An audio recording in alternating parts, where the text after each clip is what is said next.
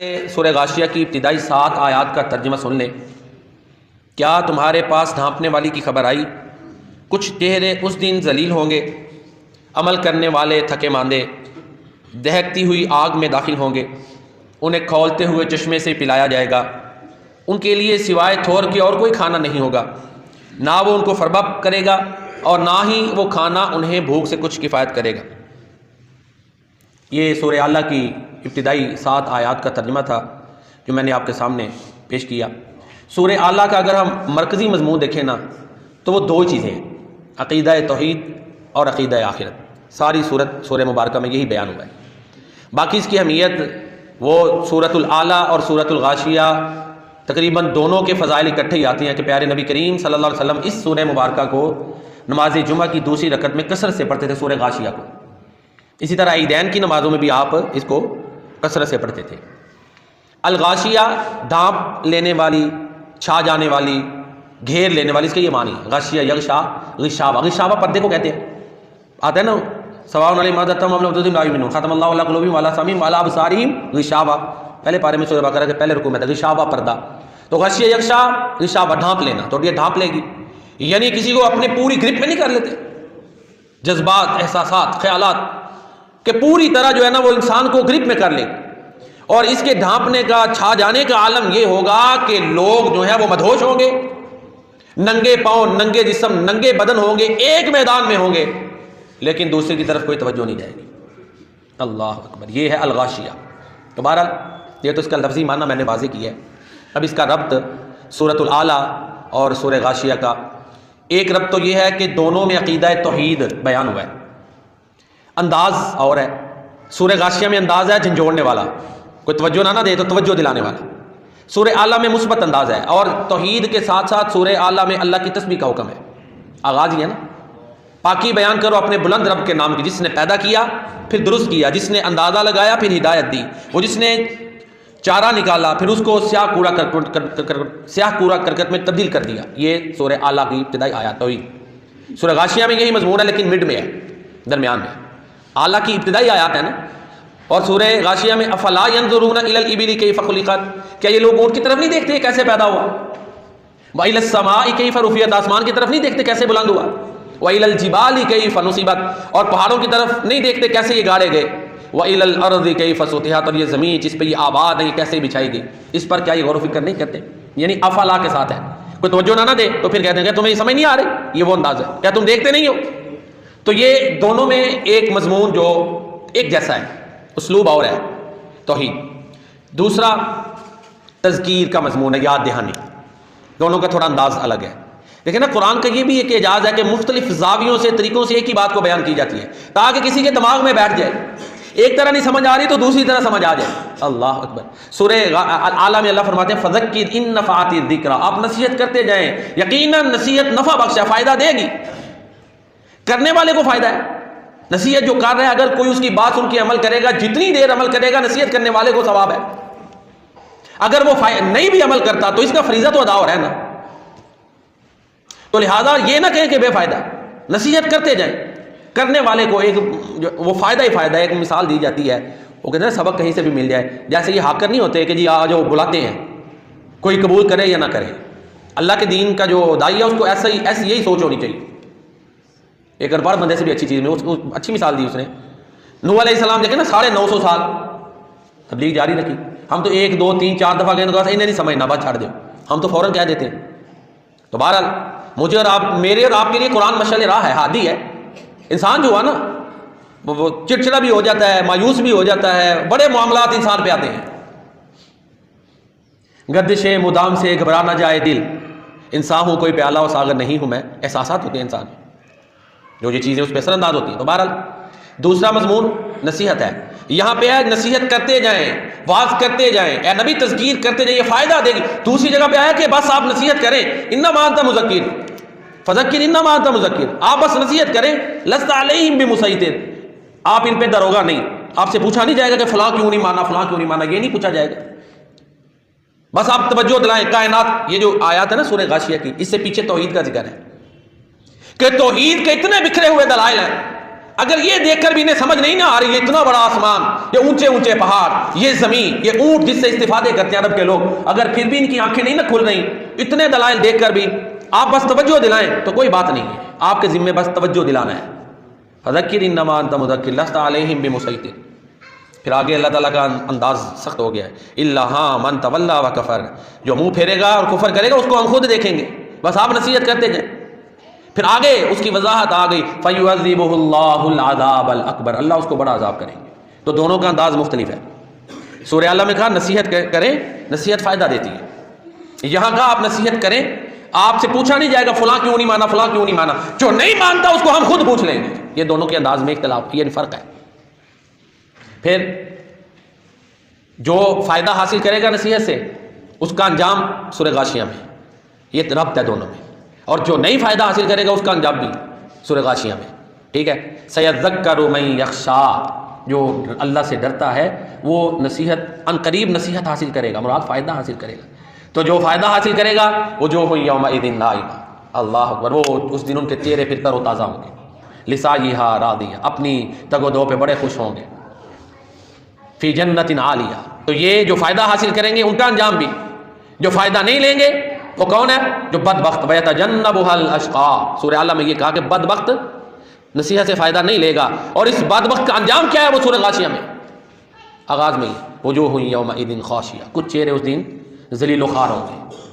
تو بہرحال یہ چار طرح کے روابط تھے ان میں دونوں صورتوں میں، جو میں نے آیات کو سامنے رکھتے ہوئے آپ کے سامنے پیش کیے. کچھ خود غور کیا، کچھ کتابوں میں مل گئے. تو بہرحال قرآن جیسے میں نے بتایا نا کہ اس میں جتنا غور کریں اس میں چیزیں واضح ہوتی ہیں، اللہ کا کلام ہے. تو یہ ربط کے لیے جو بہترین کتاب ہے وہ مولانا امین احسن اصلاحی کی تدبر قرآن ہے. انہوں نے اس پہ کافی توجہ دی. ہر ایک کہتے ہیں نا ہر پھول کی ایک اپنی خوشبو ہوتی ہے، تو بہرحال اس پہ انہوں نے توجہ دی ہوئی. ہم یہ آیات کو اب سمجھتے ہیں جو آج ہماری تفسیر میں ہے، جن کی انشاءاللہ آج تفسیر بیان ہوگی. اللہ تعالیٰ فرماتے ہیں هل اتاک حدیث الغاشیہ، کیا تمہارے پاس ڈھانپ لینے والی کی خبر آئی. الغاشیہ کا میں پہلے ہی مفہوم واضح کر چکا ہوں، ڈھانپ لینے والی، چھا جانے والی، لپیٹ میں لے لینے والی. قیامت کا نام ہے، قیامت کے کئی نام ہیں. الطامۃ الکبریٰ، بڑی آفت جو توڑ کے رکھ دے گا، اس کا نام القیامہ، قیامت بھی ہے. الواقعہ، واقع ہونے والی، اس کا یہ بھی نام ہے. اذا وقعت الواقعہ لیس لوقعتها کاذبہ، جب واقع ہونے والی وہ واقع ہو کر رہے گی اور اس کے وقوع میں کوئی جھوٹی بات نہیں ہے. سورہ واقعہ کا نام ہی اسی مناسبت سے النبأ العظیم، سورہ نبا، سو قیامت کا نام ہے النبا. اس کو قیامت کو یوم الحشر، یوم التغابن، ہار جیت کا دن، یہ اس کے نام ہے قیامت کے. القاریہ، کھٹکھٹا دینے والی، اس کی دہشت خوف ایسا ہوگا کہ دل جو ہے وہ دہل جائیں گے. یوم الطلاق، روحیں اور جسم ملے گا، یہ قیامت کے دن کو کہا گیا. مختلف صفات قیامت کے دن کی ہیں، اسی کی مناسبت سے قیامت کے دن کے مختلف نام ہیں. دوبارہ زندہ ہونے کا جو دن ہے جو 50,000 سال کے برابر ہے، اس کے مختلف نام. ایک نام الغاشیہ. اب شروع میں جو آغاز ہے نا وہ لفظ حل سے ہے. حل استفہام کے لیے آتا ہے، سوال کے لیے، کیا کے معنی میں آتا ہے. لیکن ہر سوال صرف پوچھنے کے لیے نہیں آتا. سوال استفہام کے بڑے مقاصد ہوتے ہیں. استفہام کا معنی ہوتا ہے فہم طلب کرنا، یعنی کسی سے سوال کرنا. استفہام کے بڑے مقاصد ہے. اس استفہام کو استفہام تقریری اور تشویقی کہہ سکتے ہیں. اب میں اس کو آسان لفظوں میں بیان کرتا ہوں کہ ایک مضمون ہے نا، اس کو اچھی طرح ذہن نشین کرا دیا ہے، تو اگر سمجھ آ گئی کیا مطلب ہے. اب سوال نہیں، اب پوری جو چیز پہلے سمجھائی ہوئی ہے اب اس کو پکا کیا جا رہا ہے ذہن میں. استاد پڑھاتے بچوں کو سارا چیپٹر یا ٹاپک پڑھا دیتا ہے، پھر کہتا ہے ہاں بھائی سمجھ آ گئی، کیا مطلب ہے. اب یہ نہیں کہ ان کو پتا ہے اس کے بارے میں کہ نہیں. اب کوشچن یہ ہے کہ جو چیزیں سمجھائی ہیں وہ ذہن میں بیٹھ گئی ہیں. یہ انداز تقریر، تشویق، تعجیب، کسی کو تعجب میں ڈالنا کہ ایک حیرت ناک چیز ہے اس کے بارے میں سوال کیا جاتا ہے. تو یہاں یہ معنی ہے. حل کا معنی استفہام تقریر، استفہام تعجیب، استفہام تشویق. آسان لفظوں میں کہ بات کو پکا کرنے کے لیے قیامت کے بارے میں ہم نے تمہیں بڑا کچھ بتا دیا، دلائل کے بارے میں نشاندہیاں کر دی، تو کیا تمہیں خبر پہنچ چکی ہے؟ اب انکار کی گنجائش نہیں ہے. یہ مطلب ہے، یعنی یہ مرادی معنی ہے. حل اتاک حدیث الغاشیہ، بس ایک آیت میں یہ مضمون ہے، اور یہاں پہ قیامت کے دلائل نہیں دیے گئے، چونکہ دلائل پہلے ذکر ہو چکے ہیں، ساتھ ہی قیامت کے دن کا منظر آ گیا. اللہ اکبر. دیکھیں پیارے نبی کریم صلی اللہ علیہ وسلم یہ 2 صورتیں پڑھتے تھے، ان میں دنیا کی کوئی اتنی نہیں ہے. سورہ اعلیٰ اور غاشیہ آخرت ہی ہے یا توحید ہے. اب ایک آیت میں عقیدہ آخرت کو ثابت کیا ہے، سارا کچھ جو بیان کیا اس کی طرف توجہ دلا دی، پھر فوراً قیامت کے دن کے اندر لے گئے. 2 گروہوں کا ذکر ہے جی. پہلے کا ہم انشاءاللہ آج پڑھیں گے، دوسرا پھر جو ہے نا امید ہے کہ انشاءاللہ 3 خطبات میں یہ انشاءاللہ ہم سورہ غاشیہ کی تفسیر جو ہے وہ انشاءاللہ مکمل کریں گے۔ جس طرح کہ میں پہلے بھی عرض کر چکا، کچھ دوستوں کی یہ فرمائش تھی کہ جی نماز جمعہ کے میں جو آپ پڑھتے ہیں یہ صورتیں ان کی، اور خطبہ بھی یہ بھی رہتا ہے انشاءاللہ الحمدللہ نحمدہ، اس کی بھی تفصیل زندگی سے طریق تو بیان ہوگی، 1 یا 2 جتنے بھی خطبے اس پہ بھی ہوں گے۔ سورہ اعلیٰ تقریباً ہم نے 5 خطبات میں مکمل کی ہے، ہماری مکمل ہوگی اس کی تفسیر۔ اب انشاءاللہ سورہ غاشیہ شروع کی ہے، تو انشاءاللہ آج اور آئندہ 2، کوشش تو یہ کہ 3 میں انشاءاللہ مکمل ہو جائے۔ تو آگے اب 2 گروہوں کا ذکر ہے، پہلے گناہ گار گروہ کا ذکر ہے، پھر نعمتوں والے کا۔ تو گناہ گار کا اللہ تعالیٰ ذکر کرتے ہوئے فرماتے ہیں وجوہ یومئذ خاشیہ، کچھ چہرے اس دن ذلیل ہوں گے، مرجھائے ہوں گے۔ قرآن کریم میں چہروں کا ذکر کئی مقامات پر ہے۔ ایک جگہ پہ اللہ فرماتے ہیں فَأَمَّا الَّذِينَ اسْوَدَّتْ وُجُوهُهُمْ أَكَفَرْتُمْ بَعْدَ إِيمَانِكُمْ فَذُوقُوا الْعَذَابَ بِمَا كُنتُمْ تَكْفُرُونَ، وہ لوگ جن کے چہرے سیاہ ہوں گے نا، ان سے اللہ تعالیٰ کہیں گے اکفرتم بعد ایمانکم، ایمان لانے کے بعد تم نے کفر کیا۔ ایک تو یہ بھی ہے، اور ایک عالم ارواح کا جو ایمان ہے ادھر بھی اشارہ ہو سکتا ہے، دنیا میں بھی ہو سکتا ہے کہ سارا کچھ مان لیا پھر نہیں قبول کیا۔ فذوقوا العذاب بما کنتم تکفرون، تو جو تم کفر کرتے تھے اب اس کی بدولت عذاب چکو۔ یہی مضمون سورہ قیامہ میں پچھلے خطبہ جمعہ میں تفصیل سے اس کے بارے میں سورہ قیامہ کی تلخیصی تفسیر پچھلے جمعہ میں بیان ہوئی۔ ووجوہ یومئذ باسرہ تظن ان یفعل بها فاقرہ، کچھ چہرے اس دن مرجھائے ہوئے ہوں گے، انہیں یقین ہوگا کہ آج ان پر جو آفت آئے گی ان کی کمر کو توڑ کے رکھ دے گی۔ کلا اذا بلغت التراقی وقیل من راق، یہ موت جس سے بھاگتے پھرتے ہیں یہ تو آ کے رہنی ہے، خواہ مضبوط قلعوں میں چلے جاؤ، جتنے مرضی بڑے علاج معالجے کروا لو، یہ آ کے رہنی ہے، یہ تو اللہ کا حکم ہے۔ پھر حکیم کیا، بڑے دم پھانڈے کرنے والے کیا، سب بلا لو، کچھ نہیں فائدہ ہوتا۔ جب روح نے جسم سے نکلنا ہے نکل کے ہی رہنا ہے، وہ اللہ کے حکم کے تابع ہے۔ وقیل من راق وظن انہ الفراق، پھر کہا جاتا ہے جب روح نکل رہی ہوتی ہے جسم سے، اقربا اعزاء رشتہ دار پیارے دیکھ رہے ہوتے ہیں کہ اب جان کرنے کی کیفیت ہے، عالم نزع چھائی ہوئی ہے، لیکن وہ جتنی کوشش کر سکتے ہیں کرتے ہیں، بڑے سے بڑے ڈاکٹر کا انتظام کر سکتے ہیں، بڑے سے بڑے ہاسپٹل میں لے کے جانا ہے، بڑے سے بڑے عامل جتنے وسائل ہیں اتنا ہی کرنا ہے نا۔ وظن انہ الفراق، یقین ہو جاتا ہے کہ اب یہ جا رہے ہیں، تکلیف سے پنڈلیاں جڑ جاتی ہیں، لیکن اللہ فرماتے ہیں اب اللہ کے پاس جانا ہی جانا، الی ربک یومئذ المساق، اب روح نے جسم کو چھوڑنا ہے کیونکہ اللہ کا حکم آ گیا ہے۔ کائنات جب اللہ نے پیدا کی ہے چلا وہ رہا ہے، آرڈر اسی کا چلنا ہے۔ الیس اللہ باحکم الحاکمین، سورہ 3 ہے۔ تو اللہ تعالیٰ فرماتے ہیں ووجوہ یومئذ خاشیہ، کچھ چہرے اس دن مرجھائے ہوئے ہوں گے۔ ووجوہ یومئذ علیہا غبرہ، سورہ عبس ہے، کچھ چہرے ان پر غبار ہوگی۔ ترہقھا قطرہ اولئک ھم الکفرۃ الفجرہ، یہ کافر اور گناہ گار ہوں گے۔ تو اللہ تعالیٰ فرماتے ہیں وجوہ یومئذ خاشیہ، کچھ چہرے اس دن جو ہیں وہ ذلیل و خوار ہوں گے، عاملۃ ناصبہ، وہ بڑا بڑا عمل کرنے والے لیکن تھکے ماندے ہوں گے۔ اب اس کی جو ہے نا عاملۃ الناصبہ، اس کی کئی تفسیریں ہیں، ہم ان کو انشاءاللہ کوشش کرتے ہیں کہ سمجھیں۔ عاملۃ الناصبہ، عمل کرنے والے تھکے ماندے۔ ایک اس کی تفسیر کہ ایسا بندہ جو بڑے رفاہ عامہ کے کام کرتا ہے لیکن آخرت پر ایمان نہیں، بڑی خدمت خلقی، بڑا کچھ کیا، لیکن اس کی نیت یہ نہیں کہ مجھے آخرت میں فائدہ دے، دکھاوے کے لیے کرے یا ویسے کر دے، انسانیت سمجھتے ہوئے، اللہ کو راضی کرنے کے لیے نہیں کیا۔ جب عمل اللہ کو راضی کرنے کے لیے نہیں کیا تو ریوارڈ بھی اللہ تعالیٰ سے پھر نہیں ملنا، نیت ضروری ہے۔ انما الاعمال بالنیات، امام بخاری اللہ اکبر، رئیس المحدثین فی الحدیث، اللہ اکبر، واحد ہے جن کو رئیس المحدثین کہا گیا حدیث میں، محدثین کے امام، امام بخاری رحمہ اللہ تعالیٰ، پہلے سب سے پہلے حدیث یہ لائے انما الاعمال بالنیات۔ حاتم تائی بڑا سخی تھا نا، تو آپ نے فرمایا عدی حاتم کو کوئی آخرت میں فائدہ نہیں ہوگا کیونکہ اس نے اللہ کو راضی کرنے کے لیے نہیں کیا۔ تو کوئی بھی عمل ہو، کوئی عالم ہے، کوئی قاری ہے، کوئی سخی ہے جو مسلمان ہے، اللہ کی رضا کے لیے کرے، اسے خدشہ ظاہر ہے وہ آخرت کو مانتا ہے لیکن دکھلاوا خراب کر سکتا ہے عمل۔ دکھلاوا کرنے والا یا دنیا کے لیے کرنے والا بہت کچھ کرے، آخرت میں کوئی ریوارڈ نہیں۔ پھر اسی طرح اپنے نبی کی تعلیمات کے مطابق جو عمل نہیں کرتا، پچھلے ادوار میں راہب لگا لے دوسرے، اور اب جو کوئی بھی عمل کرے لیکن پیارے نبی صلی اللہ علیہ وسلم کی سنت سے ہٹ کر ہو، ویلیو اسی عمل کی ہے جو آپ خاتم النبیین صلی اللہ علیہ وسلم کی سنت کے مطابق عمل ہوگا، ویلیو اسی کی ہے۔ آپ نے فرمایا من احدث فی امرنا ھذا ما لیس منہ فہو رد، جس نے ہمارے اس معاملے میں، دین کے معاملے میں نئی چیز ایجاد کی وہ مردود ہے۔ اب اس کا جو مرضی مطلب آپ کر لیں۔ پیارے نبی صلی اللہ علیہ وسلم کی سنتیں کیا ہم نے سب پر عمل کر لیا ہے جو ہم اب اضافی شروع کر دیں؟ یہاں آپ خاتم النبیین صلی اللہ علیہ وسلم نے جتنے آرڈرز دیے ہیں ان سب کو ہم فالو کر چکے کہ وہ تھوڑے ہیں، اب ہم خود کہیں گے یہ بھی اضافہ کرو یہ بھی کرو، کویسچن ہے بھائی۔ اللہ کے پیارے نبی صلی اللہ علیہ وسلم عبدالآباد کے لیے خاتم النبیین ہے، رحمت للعالمین۔ آپ کے احکامات جو آپ نے حکم دیا جو کیا بس اسی تک رہے، بہت ہے۔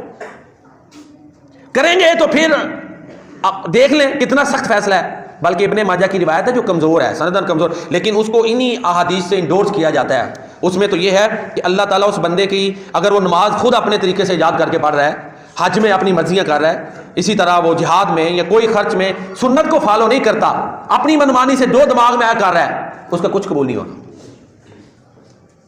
ہر عمل ہم دیکھیں کہ پیارے نبی کریم صلی اللہ علیہ وسلم نے کیسے کیا ہے، بس ویسے کریں۔ اب بڑا آسان دین ہے، کسی بھی مولوی صاحب سے کہیں جی آپ کی سنت کیسے ہے، بس ویسے کر لیں، پابند کریں اس کو۔ آج کل تو ویسے ہی سرچ بڑی آسان ہے، آپ سرچ کر سکتے ہیں حدیث کو ڈائریکٹ۔ اس امت پر سب سے بڑا انعام قرآن کریم اصلی حالت میں محفوظ ہے، پیارے نبی کریم صلی اللہ علیہ وسلم کی تعلیمات محفوظ ہیں۔ ہر ایک پابندہ بس انہی کو فالو کرے یا انہی سے آ کے اخذ کر کے جو ہے نا وہ بنیاد رکھے۔ تو بہرحال دوسرا وہ بندہ جو اپنی منمانیاں کرے۔ حضرت بعض صحابہ کے بارے میں آتا ہے، انہوں نے راہبوں کے بارے میں کہا کہ سارا کچھ چھوڑ کے الگ بیٹھے ہوئے ہیں، لیکن آخرت میں ان کا کوئی فائدہ نہیں۔ جیسے ہندوؤں میں جوگی ہوتے ہیں، کچھ لوگ بڑے بڑے چلے کرتے ہیں، اتنی پابندیاں، اتنی ٹف لائف، لیکن وہ سنت سے رہنمائی نہیں لے رہے۔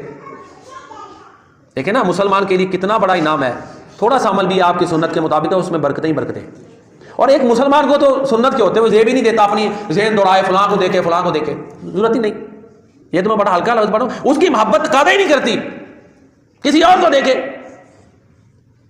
فوراً کوشچن یہ کام اللہ قرآن میں کیسے ہے، اللہ کے پیارے نبی صلی اللہ علیہ وسلم نے کیسے، بس اگر نہیں تو پھر اہل بیت و صحابہ کی طرف آ جائے، کیونکہ اجتہاد کا دروازہ کھلا ہوا ہے، انہوں نے کیسے سمجھا، ٹھیک ہے نا۔